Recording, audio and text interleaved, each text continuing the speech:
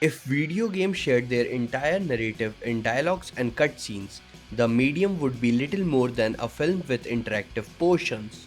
In video games, we have sounds, rumble packs, mechanics, and visuals that let us experience a story tangibly, in a way that the written word can't accomplish quite as concretely. I have so many memories associated with games and so many gaming moments that haunt me because they delivered a powerful sensory experience.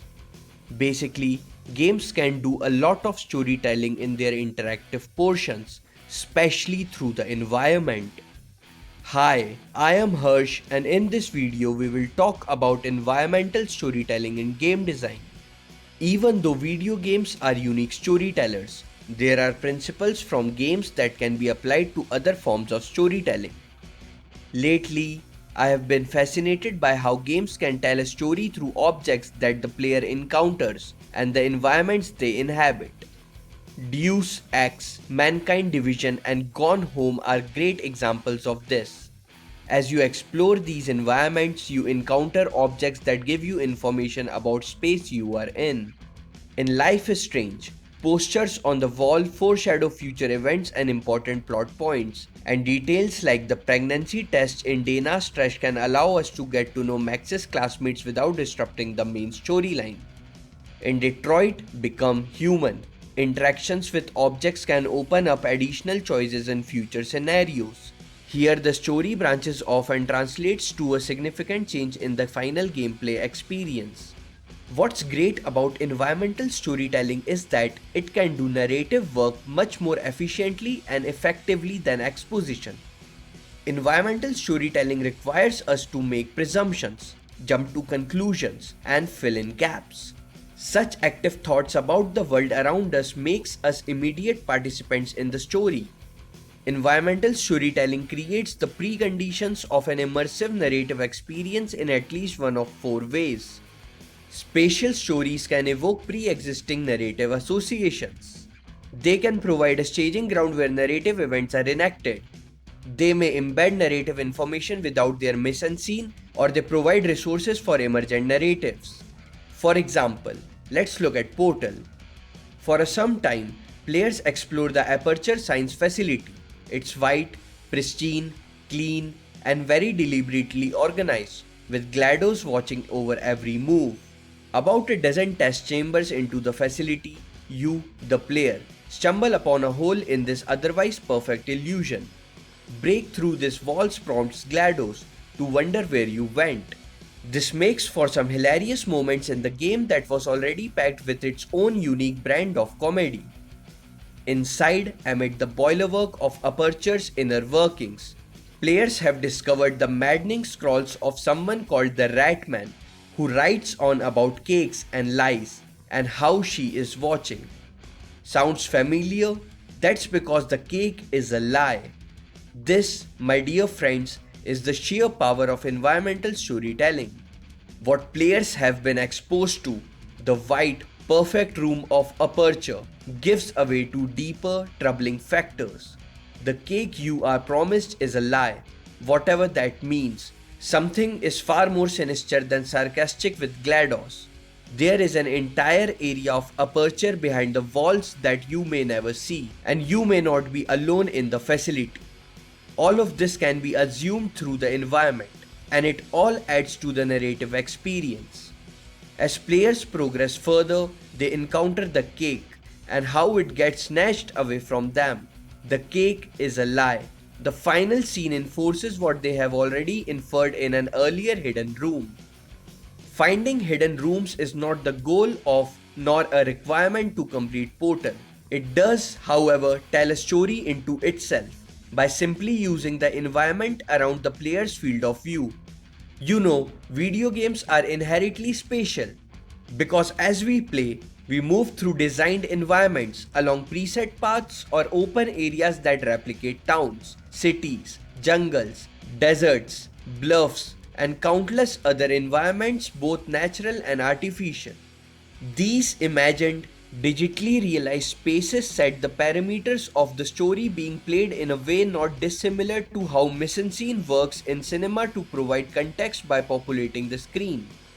For entire generations of consoles, backgrounds usually offered no great insights into the themes of the games.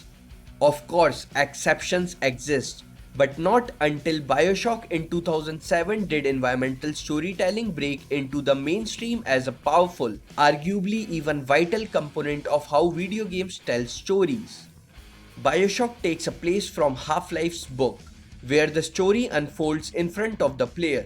You can clearly see the need for environmental storytelling here. Definite influences act upon the environment, and the character is a part of the world that the environment represents. At the level of the storyline, a large part of the game revolves around the piecemeal construction of the narrative of the game space. The narrative of the player's avatar is developed alongside the narrative of what happened to the space he is moving through. At the level of the story world, the game space symbolizes ideological oppositions. Many locations are appropriated as a way of opposing the dominant ideology of the game space.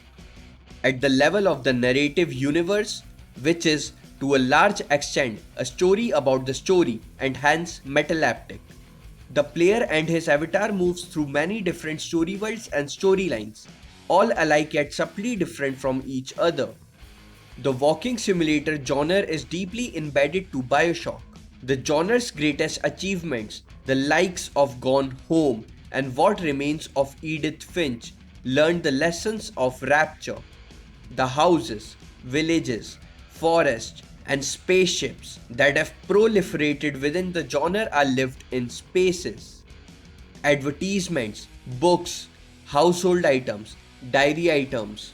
These items are set dressing paths for narrative paths that players follow, but they are also powerfully illuminating artifacts that shed light on all manner of incidental features, at least for anyone keen enough to spot them. However, to suggest that only walking simulators have benefited from the understated power of environmental storytelling is folly. Use of narrative architecture as an integral part of video game storytelling exploded after Bioshock. Carefully designed environments made the worlds feel more real and therefore more relatable. Fallout, Dishonored, Last of Us, Enslaved, Odyssey to the West, Prey, Spec Ops The Line, and countless other games took the incidental and made it significant. Though it's not just carefully designed environments, one of the most critical importance of environmental storytelling is that it doesn't interrupt the gameplay. It doesn't remove us from the dream that a game creates. When I think about the game with the most powerful environmental storytelling, I always think of sensory experiences, places and objects that moved me. One such game is Night in the Woods, where I spent hours exploring the abandoned food donkey. Another game that stuck with me is Assassin's Creed Unity. The impressive environmental storytelling in this game is often overlooked in favor of its technical issues. Paris, as depicted in Assassin's Creed Unity, feels real and lived in. Incredibly detailed interiors that ooze extravagant wealth are juxtaposed with the depths of despair brought about by poverty in the slums. This does wonders for the game and its atmosphere. Lastly, I believe that environmental storytelling has lost ground over the last few years, becoming less prominent as a way of contributing to video game stories. But it is a genie that cannot be put back into its bottle. We already see this in Cyberpunk 2077 and the likes of Iron Harvest, System Shock 3 and a new Bioshock are almost certain to continue the heritage of stories being enriched by the environments in which they take place, possibly even to the extent that the environments are more memorable than the stories. With that said, hope you enjoyed the video. Please do like and subscribe. All links are provided in description. That's it for now and thank you for watching.